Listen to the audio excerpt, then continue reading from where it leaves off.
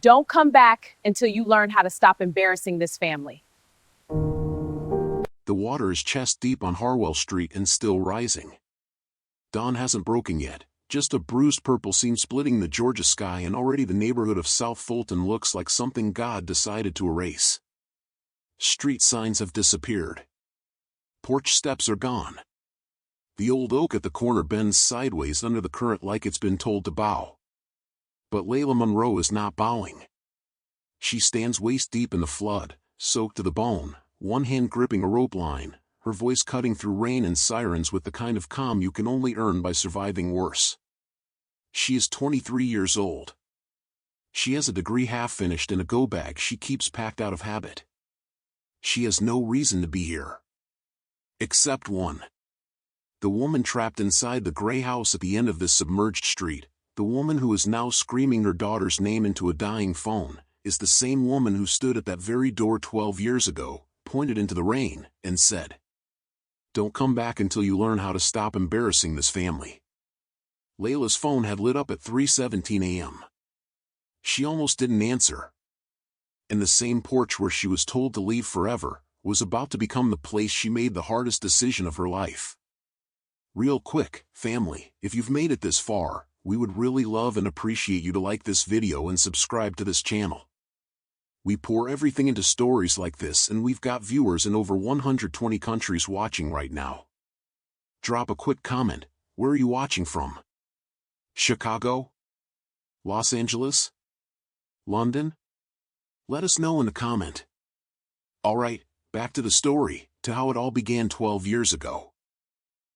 The rain starts the way punishments always started in that house, without warning. One moment the sky above South Fulton is flat and gray, smelling of cut grass and diesel from the Hartsfield, Jackson flight paths overhead. The next, it is splitting open. By the time 11-year-old Laila Monroe rounds the corner of Harwell Street in her damp school uniform, white blouse gone translucent at the shoulders, navy skirts slapping against her knees, it is already dark enough to feel like night. She stops at the edge of her yard. The porch light is on. Which means her mother is home. Which means she already knows. Laila's backpack straps have been digging into her shoulders since she left Sandtown Middle School 3 hours ago. She never went inside after the spelling bee.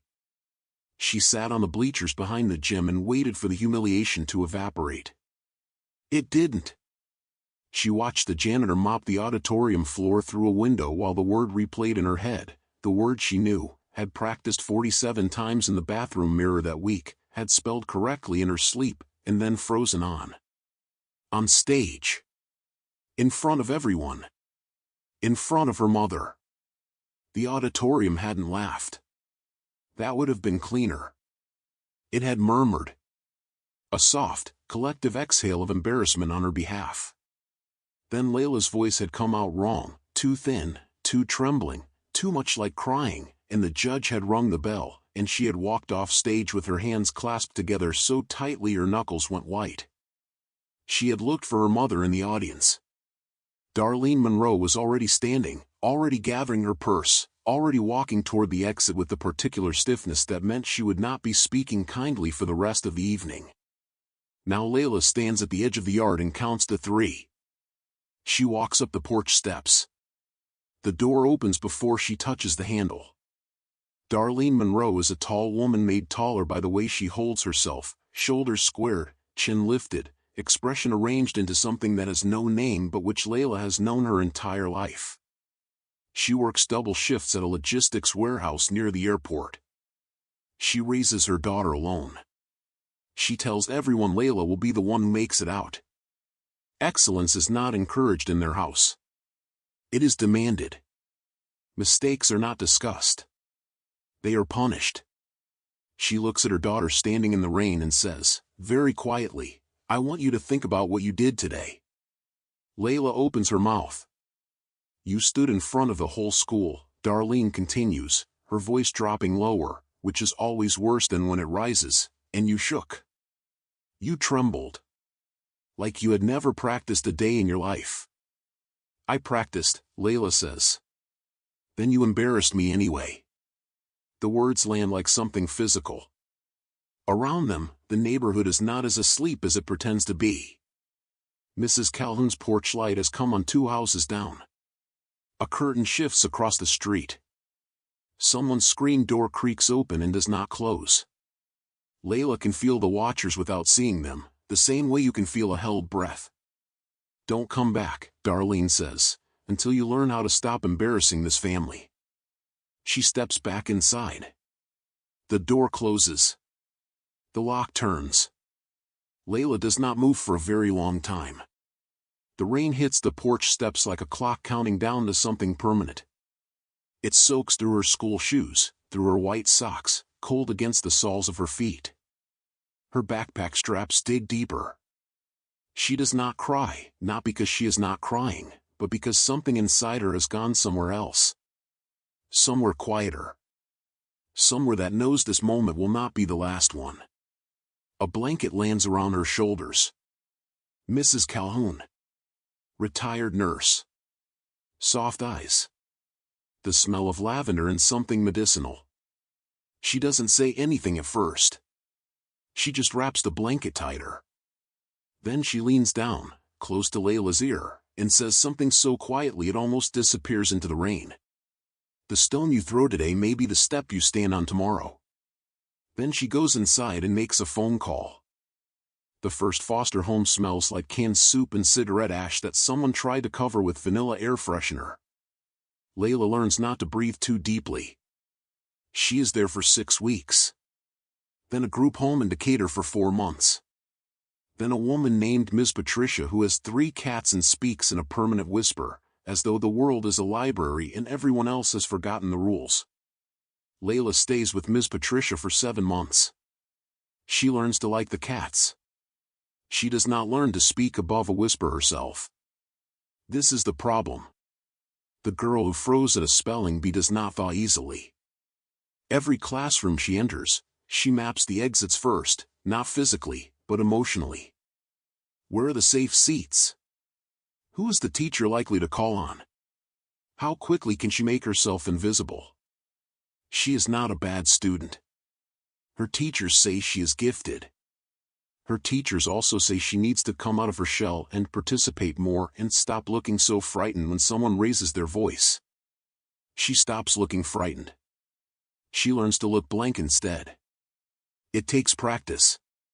By 14, she is in her 3rd school and her 4th home, and she has made a decision so quiet she never speaks it aloud. She will not let anyone see her shake again. She will never stand in front of another audience and fall apart. She will master this thing, this physical traitor that is her own body, or she will spend her life making herself small enough that it never matters. She chooses mastery. It starts by accident. A guidance counselor at her magnet high school in Midtown, a small woman with reading glasses she's always losing in her own hair, spots Laila sitting alone in the back of an empty classroom, practicing a speech into a dark phone screen. "What are you rehearsing for?" the counselor asks. "Nothing," Laila says. "Just practicing." "Practicing for what?" Laila doesn't answer. But the counselor is the kind of person who waits. She sits down at a desk in the front row and opens a book and doesn't look at Laila and doesn't leave. 20 minutes pass. Then Laila says, very quietly, "For when it counts." The counselor puts her in debate club. Debate club is nothing like the spelling bee. There are no spotlights. The room smells like old carpet and whiteboard marker. The coach is a retired attorney named Mr. Asandi who does not raise his voice and does not accept excuses, and once made a girl redo her opening argument 8 times in a row, not because it was wrong but because she had apologized at the beginning of every single one. "You do not apologize for taking up space," he tells Laila at their first session. "Your presence is not an imposition. Say what you came to say." Laila practices breathing. She practices pausing. She practices the 3-second grounding technique she finds in a library book, feet on the floor, 1 slow breath, eyes level, until it becomes muscle memory. She learns that her voice does not have to be loud to be heard. She learns that stillness reads as power. She graduates early. Full scholarship to Emory University. Public health. People ask why public health. She tells them it is about access to care. About underserved communities. About systems that fail people when they need them most. She does not tell them the real reason. She wants to be the person who arrives in the crisis. Who makes the decisions? Who is never again standing on a porch in the rain waiting for someone else to determine her fate. She keeps an emergency bag packed at all times. Rope, flashlight, first aid kit, her list of county emergency contacts, a portable charger, a change of clothes. Her roommate thinks it is strange. Laila does not explain. She never deletes her mother's number from her phone. She does not examine why. This chapter does not belong to Laila. It belongs to Laila Monroe, and it is important that you understand her, even if you don't forgive her. Especially if you don't forgive her. After Laila leaves, the house on Harwell Street gets quieter in the way that houses do when a child is suddenly not in them. The particular silence of rooms that used to have footsteps. The bathroom that no longer needs to be argued over in the mornings. The kitchen table set for one. Darlene tells herself she did what she had to do. She repeats this in her head during the 4 a.m. shuttle to the warehouse, during the hours of scanning and sorting and lifting under fluorescent lights that make everyone look already dead. She says it with enough conviction that it becomes less a thought and more a reflex, automatic, unexamined, necessary. She does not say it to anyone else. Because no one asks. The neighbors know what happened.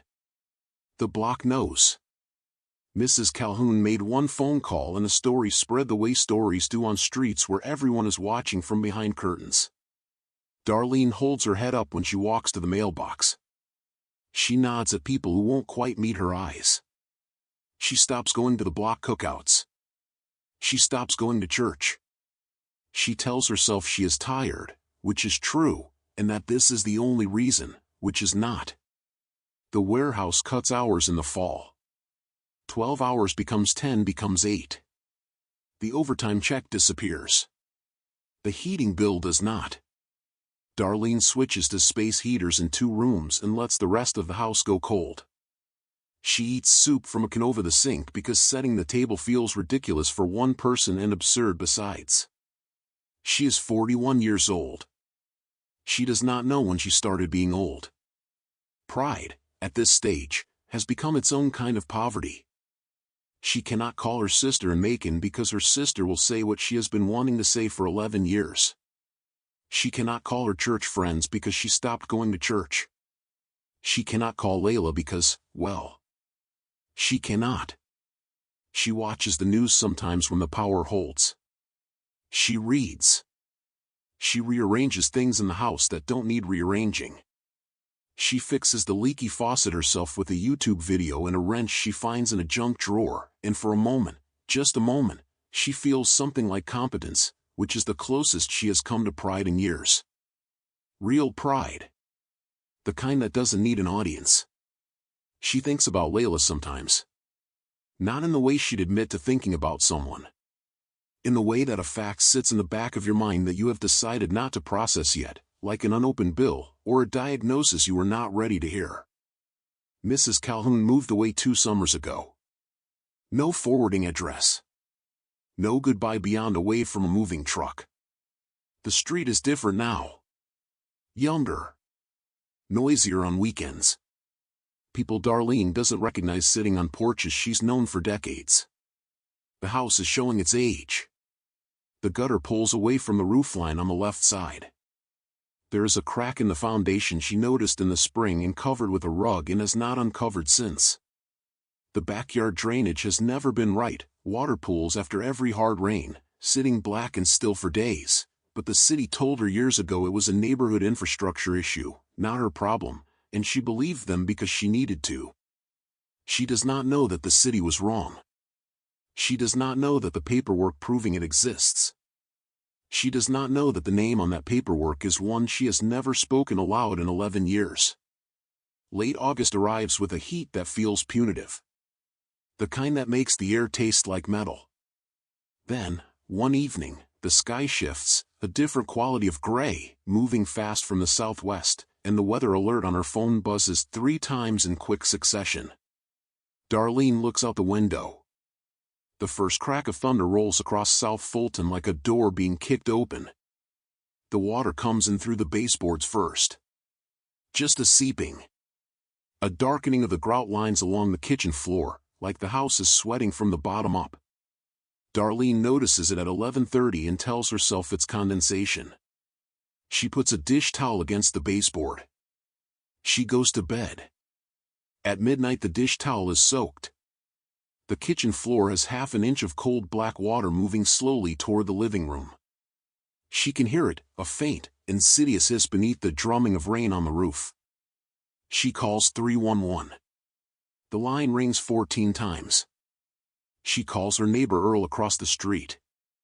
No answer. She tries to move things. Puts the photo albums on the kitchen counter. Lifts the rug in the hall to see what she already knows is there. Pulls the junk drawer out and holds it in her arms like a child. Sets it on the dining table. Looks at the water spreading across her floor and understands, for the first time, that this is not something she can outwork. By 1 a.m. it is ankle deep. The power goes at 1:43 a.m. with a sound like a crack and then silence, a specific, total silence that is somehow worse than any sound it replaced. The emergency flashlight she has is old. The batteries are older. She shakes it once and it gives her 20 minutes of weak yellow light before it gives up entirely. She finds her phone. 11% battery. She calls 911. Busy signal. She calls the neighbor on the corner. Voicemail. She can hear someone shouting from the tailor's yard 2 houses up, but the sound is swallowed by rain and distance and she cannot tell if they are calling for help or calling to each other or just shouting into the dark because there is nothing else to do. By 2 a.m. it is mid-shin. She is standing on her dining room chair. The photo albums are still on the counter, dry. She looks at them. Her wedding photos. Her daughter as an infant. Her daughter at 5. Grinning with a gap in her front teeth. Her daughter at 9 or 10, holding a spelling bee participation ribbon and squinting against the sun. 7%. She does not cry. Darlene Monroe has not cried in 11 years and she is not going to cry now. She opens her contacts. She scrolls slowly, past names she no longer calls, past numbers she has kept out of habit or guilt or the particular stubbornness of a woman who doesn't delete things she doesn't know what to do with. She stops on a name. She has not dialed this number in 6 years. She stares at it for a long time. Long enough that the screen goes dark. She taps it back to life. Stares at it again. The water is at her knees now, cold and black and smelling of earth and something else, something chemical and old, and the house creaks around her in a way that houses should not creak. 3:17 a.m. She presses call. In a small apartment near Ponce City Market, 8 miles north, a phone screen lights up the dark ceiling of a bedroom. The person in that bed has been asleep for 3 hours. Has a 7 a.m. study session. Has an emergency bag packed by the door. Has her mother's name in her contacts. Has thought, more than once, about what she would do if this moment came. The phone rings a second time. A third. The call lasts 4 minutes and 11 seconds. Darlene's voice is not what Laila expected. It is small.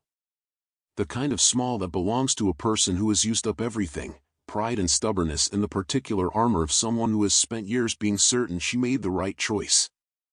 What is left, when all of that is gone, is just a person. Just a voice. Just 4 words repeated in different arrangements: the water, the power, alone. Laila does not speak during the first minute. She sits on the edge of her bed in the dark and listens and lets the sound of her mother's voice move through her like weather, not warm, not cold, but undeniable. Then she says, "I'm coming." She does not say, "I know you didn't think I would." She does not say, "I thought about this. I practiced this in my head more times than I practiced any debate round." She does not say, "The night you locked me out, I sat on your porch steps and learned what it costs to have no one." She just says, I'm coming. She makes 3 calls before she reaches the bottom of her apartment stairs. First, to Dr. Asamoah, former professor, now coordinating volunteer crisis response for Fulton County Emergency Management. He picks up on the second ring. He is already awake. He gives her 2 staging coordinates and tells her to transmit her location when she gets close. Second call, County Emergency Line, direct extension. She leaves a precise voicemail, street name, intersection, water level estimate, isolated resident, no vehicle. Third call, Marcus, who owns a truck with a clearance high enough to matter, and who answers with the particular steadiness of someone who has been waiting to be useful in an emergency their whole life. The drive south takes 31 minutes. Longer than usual. The highway is fine until the last 4 exits, and then the world changes, flashing detour signs, standing water across surface roads, headlights reflecting off streets that have become rivers. Laila sits in the passenger seat of Marcus's truck with her emergency bag in her lap, her county contact on hold, her eyes reading the water level on fence posts and mailboxes and the trunks of pine trees they pass. She does not look at her hands. She knows they are steady. She made them that way. They turn onto Harwell Street at 4:53 a.m. The water is waist deep. The truck slows to a crawl. On either side of the flooded street, neighbors are stranded on their porch roof lines and second-story window ledges, some with flashlights, some just dark shapes against the gray pre-dawn sky. A woman shouts something from the Taylor's porch. An elderly man is sitting in a lawn chair placed on top of a car hood, perfectly still, as though he is simply waiting for a bus. And at the end of the street, barely visible above the waterline, is the gray house with the porch lights still on, running on what must be the last flicker of battery backup, and in the doorway, waist deep, is Darlene Monroe. They see each other at the same time. No words. Just history. Laila steps out of the truck into the flood. Cold hits her like a wall. She sinks to her waist immediately. She braces against the current with her feet and she calls out, not to her mother, not yet, but to the neighbors on the roof lines, in the windows, to the old man on the car hood. Her voice carries the way voices do when they are not asking permission. I need to know who cannot swim. Raise your hand. Raise something. Hands go up. Flashlights wave. She counts 7. She transmits coordinates to Dr. Asamoah. She organizes Marcus and 2 other men who have waded in from a staging area 2 blocks back into rope teams. She assigns positions. She clears a path from the Taylor's porch to higher ground first, then works back toward the gray house methodically, house by house, neighbor by neighbor. The same neighbors who once watched her stand in the rain on this very street, watched and did nothing, most of them, now watch her take command of chaos. 20 minutes later, emergency vehicles arrive at the staging area, guided by the location data she already transmitted. Evacuations become organized. Official. Darlene Monroe is the last one brought to dry ground. She is wrapped in a rescue blanket. She is shivering. Her feet are bare, she lost her slippers to the current somewhere around 2 a.m., and her hair is pressed flat against her face and she looks, Laila thinks, like someone who has been arguing with the world for years and has just, finally, lost the argument. She cannot look at her daughter. Laila stands in front of her. Soaked. Steady. I didn't know who else to call, Darlene whispers. Laila's jaw tightens. One slow breath. Feet on the ground. Eyes level. You knew, she says quietly. You just hoped I'd still come. No applause. No embrace. No music. Just silence thick with 12 years of unspoken things. But something has shifted. Something that cannot be put back. And something else has arrived, something Laila has not yet seen. A name on a document. A piece of evidence buried in a county flood report that will turn this story from a rescue into a reckoning. The story breaks on a Tuesday morning. Not the flood is old news by then, already summarized in 2 paragraphs and a weather map on the local news. What breaks is the image. Someone's phone camera, someone standing on a second-floor ledge who had nothing to do but document. A young woman, waist-deep in brown floodwater, rope looped across her chest, voice cutting through the rain with the clarity of someone born to exactly this moment. The caption someone writes is, Emory student leads rescue in South Fulton. No name at first. Just the image. By noon the name is everywhere. Laila does not see the coverage when it happens. She is in a borrowed dry shirt at a Red Cross staging station on the edge of the flooded district, cross-referencing evacuation lists with a county coordinator and eating her first meal in 18 hours, a granola bar and lukewarm coffee that tastes like cardboard in relief. Her phone has been buzzing with notifications she keeps dismissing. There is too much work left. The water is receding but the needs are not. It is not until a volunteer taps her shoulder and turns a tablet toward her that she sees her own face. She stares at it for a moment. The woman in the photograph does not look the way Laila has ever thought of herself. She looks certain. She looks like someone who was built for floodwater and chaos and the specific task of keeping other people from going under. She looks nothing like the 11-year-old who froze on a spelling bee stage and shook while an auditorium murmured. She hands the tablet back and says, "There's still a family stranded on Vine Street. Can you check if anyone's been dispatched?" 3 of the neighbors from Harwell Street find her that afternoon. Earl from across the road. The Taylor family. An older woman whose name Laila never learned but who used to watch from her window on Sundays. They come separately. They say different versions of the same thing, in the awkward, sideways language of people who know they owe a debt they cannot quite name. "You did something," Earl says. "Something real." Laila nods. She does not say, "I know what you didn't do, 12 years ago." She does not say, "I stood on that porch for hours and not one of you moved." She has thought about this moment in abstract, what she would feel, what she might say, and the answer turns out to be, nothing much. Mostly she is tired. Mostly she just wants the list to be shorter. Darlene is in a temporary shelter at a church gymnasium 2 miles away. She has dry clothes now, donated, a size too large. She has eaten. She has not yet asked to speak to anyone. A caseworker tells Laila her mother asked about her once, in passing. Not by name. Just, the girl who came. Is she all right? Laila keeps working. That evening, reviewing flood zone maps with county officials to assess re-entry timelines, she spots something she is not supposed to spot.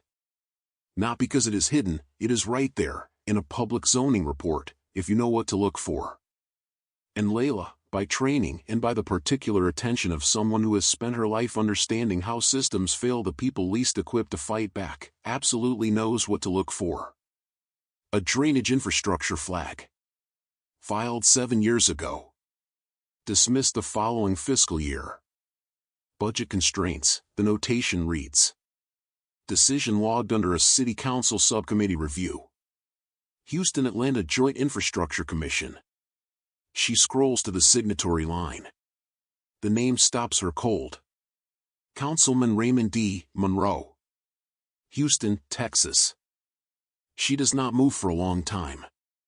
The county coordinator is still talking, re-entry windows, damage assessments, a question about volunteer coverage for the weekend, and Laila's eyes are on the screen and her mouth is giving the right answers in the right order because her body has learned to function on autopilot when her mind needs to go somewhere else. This is a skill she developed at 14, in classrooms where she felt watched. She is grateful for it now. Raymond D. Monroe. She knows the name. Of course she knows the name. She has not spoken it aloud in years, not to her roommate, not to her professors, not to the social workers who asked about paternal history during placement reviews when she was 12 and 13 and said father, unknown because it was easier than father, left for Houston and never called. She typed it into a search engine once, at 17, late at night, and then closed the laptop before the results loaded. Some information you are not ready to have. She is ready now. She opens the full report. It takes her 40 minutes to read it properly. To follow the chain of decisions from the original drainage assessment, filed by a civil engineer who flagged the South Fulton pocket as a high-risk flood accumulation zone, through 2 years of committee deferral, 2 budget cycles, and a final consolidation vote that killed the project entirely. Councilman Monroe was not the only vote. But he was the chair of the subcommittee. The motion to defer was logged under his name. The final dismissal letter bears his signature. The engineering report had been explicit.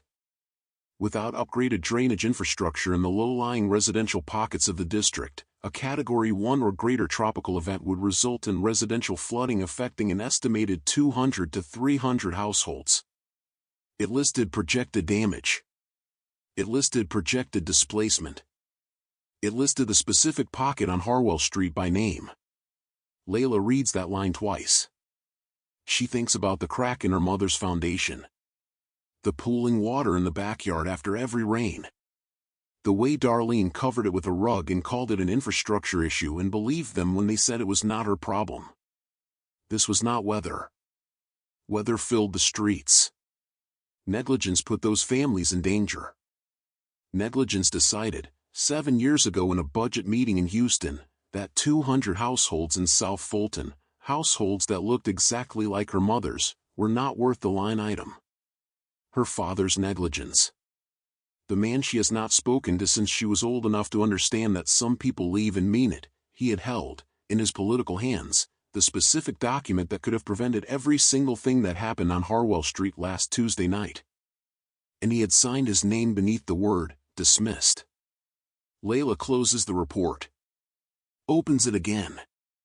Reads the signatory line one more time, the way you press a bruise to confirm it is real. She pulls out her laptop.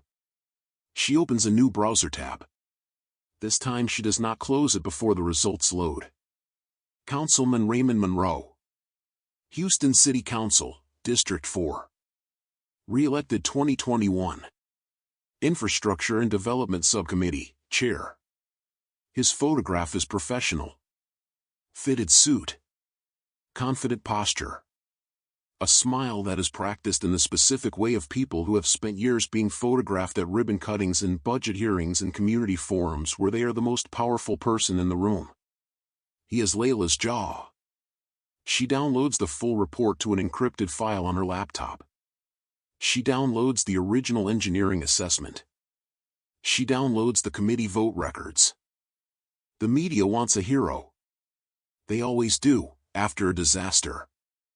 They want someone clean and photogenic and uncomplicated, someone whose story fits inside a 2-minute segment between the damage totals and the meteorologist's forecast for the following week. They want the Emory student who led the rescue. They want a quote about community and resilience and the human spirit. They do not want what Laila actually has. She declines 3 interview requests in 2 days. The 4th comes from a national outlet and she declines that one too, more carefully, because declining the national press requires a different kind of tact. Her phone keeps filling with messages, classmates, professors, a distant relative she barely remembers who found her on social media and sent a string of prayer hands and exclamation points. She reads none of them. She is sitting at a table in the back of a coffee shop near the Emory campus, her laptop open, the report on one side and a blank document on the other, and she has been sitting here for 2 hours and she has written exactly 4 words, to whom it may. She cannot finish the sentence.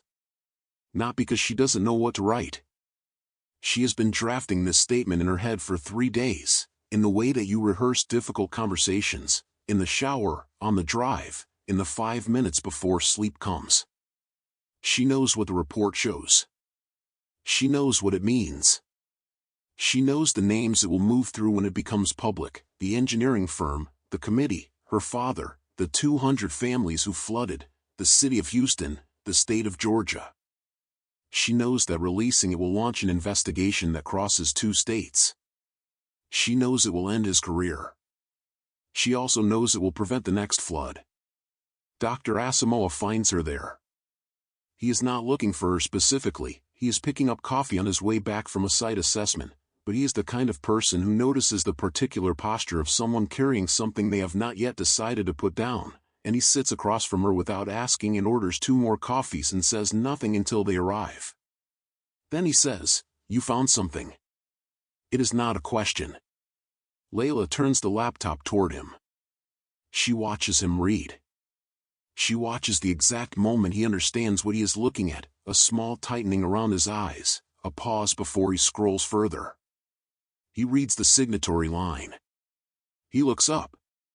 "That's your father's name," he says. "Yes." He is quiet for a moment. Then, leadership isn't about who you protect. It's about who you prevent from suffering next. He does not say anything else. He picks up his coffee. He gives her back the laptop. He trusts her, which is its own kind of weight. Laila stares at the blank document. She thinks about the 200 households. She thinks about the families still in shelters. She thinks about her mother standing waist-deep in water at 3:17 a.m. with 7% battery and no one left to call. She thinks about a crack in a foundation covered with a rug. She thinks about a drainage flag filed by an engineer 7 years ago who did everything right and was overruled by someone who did everything wrong. She starts typing. The statement takes her 45 minutes. It is precise. It is documented. It contains no personal grievance and no emotional language, just the report, the timeline, the signature, and a request for formal review by the Georgia Office of Disaster Recovery and the Houston City Council Ethics Committee. She reads it once. Reads it again. Her finger hovers over send. The statement lands at 11:47 p.m. on a Thursday. By Friday morning it has been picked up by 2 Atlanta outlets. By Friday afternoon it is in Houston. By Friday evening a national investigative desk has requested the underlying documents and a Houston City Council spokesperson has issued a 2-sentence denial that manages to confirm everything it claims to refute. Councilman Raymond Monroe releases his own statement at 9:14 p.m. Friday. It is 4 paragraphs long. It acknowledges that he served on the subcommittee in question. It states that budget decisions of this kind involve multiple stakeholders and are never made unilaterally. It expresses deep sympathy for the families affected by the flooding. It does not contain the words negligence, drainage, or South Fulton. It does not contain the word sorry. His communications team is good. The statement is polished and carefully lawyered and under any other circumstances might have held for a news cycle or 2. But Laila's documentation is better. The engineering report is public record. The vote log is public record. The dismissal letter with his signature is public record. You cannot argue with his signature. By Saturday the ethics review was formally announced. Houston City Council, in the particular language of institutions protecting themselves from larger damage, moves quickly. An independent review. Full cooperation promised. Interim committee restructuring proposed. Laila's phone does not stop. She answers the calls that matter and lets the rest go to voicemail. She speaks to 2 journalists, on record, briefly, just the facts, and declines to characterize her relationship to the councilman when asked. She is not doing this for the story. She is not doing this for herself. She keeps saying this to people and she keeps meaning it and she keeps having to remind herself that meaning something and feeling it are 2 different things, and that grief is allowed to exist alongside the right decision. The families from Harwell Street begin to appear in the coverage. The Taylors. Earl. The elderly man from the car hood, his name is Mr. Bertrand, she learns, and he is 78 years old and has lived on that street for 40 years. Their faces replace hers in the news cycle, which is exactly what she wanted. Darlene sees the coverage on a donated television in the church gymnasium shelter. A volunteer tells Laila this later, without being asked, in the way people share information they sense is important without fully understanding why. She watched the whole thing, the volunteer says. Didn't say a word. Just watched. Laila nods. She imagines her mother in a folding chair in a church gymnasium, watching her daughter's name scroll across the bottom of a news screen next to the name of the man who also left them both. She imagines what that costs. She does not let herself feel too much of it yet. She is at home, her apartment, dry and quiet, the emergency bag still by the door out of habit, when the knock comes. Thursday. 9 days after the flood. 11:40 at night. She opens the door. Laila Monroe is standing in the hallway. Borrowed clothes.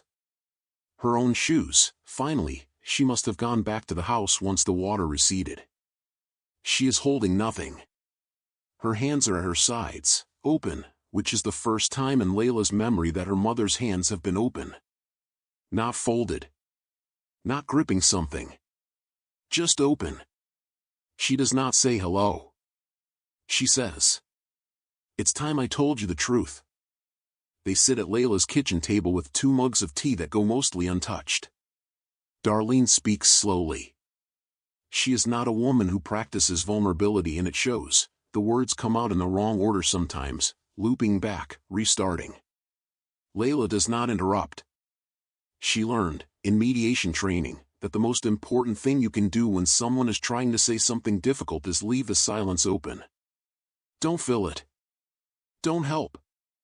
Let them find their own way to the thing they came to say. So she waits. And what Darlene says, piece by unsteady piece, is this: she knew Raymond Monroe was on that committee. She had known for 3 years, a mutual acquaintance mentioned it in passing, the kind of information you absorb and then bury because taking it seriously would require you to do something about it, and doing something would require you to admit that the man who left was still making decisions that reached back into your life. She had buried it. Under pride.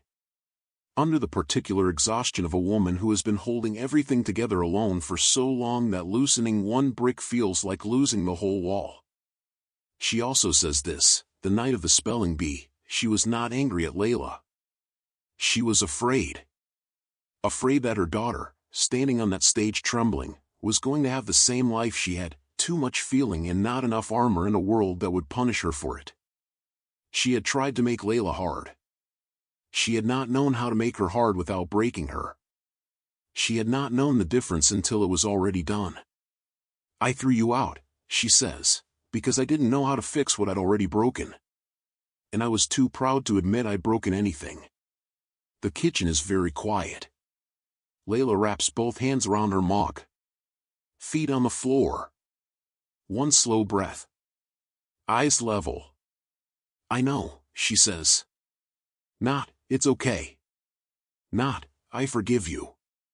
Not yet, maybe not for a long time. Forgiveness is its own project, and it does not happen at kitchen tables at midnight, not completely, not in one conversation. But acknowledgement. Recognition. The specific relief of 2 people finally speaking about the same thing at the same time. It is enough. For tonight, it is enough.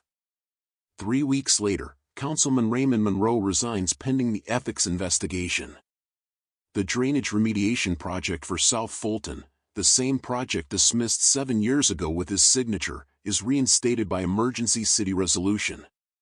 Ground is broken in November. Mr. Bertrand watches from his porch. The Taylors take photographs. Laila goes back to Harwell Street one evening in late October. The water is long gone. The street looks almost like itself again, almost, except for the waterline still visible on the lower fence posts, gray rings marking how high it rose. She stands on the porch of her mother's house. The same porch. Dry now. Quiet. Darlene comes to stand beside her. They look at the street together for a moment. Neither of them speaks, and the silence is different from every silence that has come before it, not heavy, not accusatory. Just shared. Then Darlene says, quietly, to the street and the night and perhaps to no one and everyone, "You became the step I didn't deserve." Laila turns the words over. She thinks of a retired nurse in slippers, a blanket landing around her shoulders in the rain, a voice barely audible over the sound of water on porch steps. "The stone you throw today," she says, "may be the step you stand on tomorrow." A car passes. A dog barks somewhere down the block. The porch light hums. Laila steps off the porch, not as a rejected child, not as a rescued daughter, but as a woman who chose to come back when she didn't have to. A woman who understood that power is not the absence of pain. It is what you build from it. But forgiveness doesn't erase history. And what her father does next, after the resignation, after the investigation, after he learns who filed the report, will test Laila's strength in ways no flood ever could. If this story moved you, if you've ever had to choose between protecting someone who hurt you and protecting everyone else, share it, like and subscribe. Because somewhere right now, there is a child standing on a porch in the rain. And they need to know that being cast out is not the end of their story.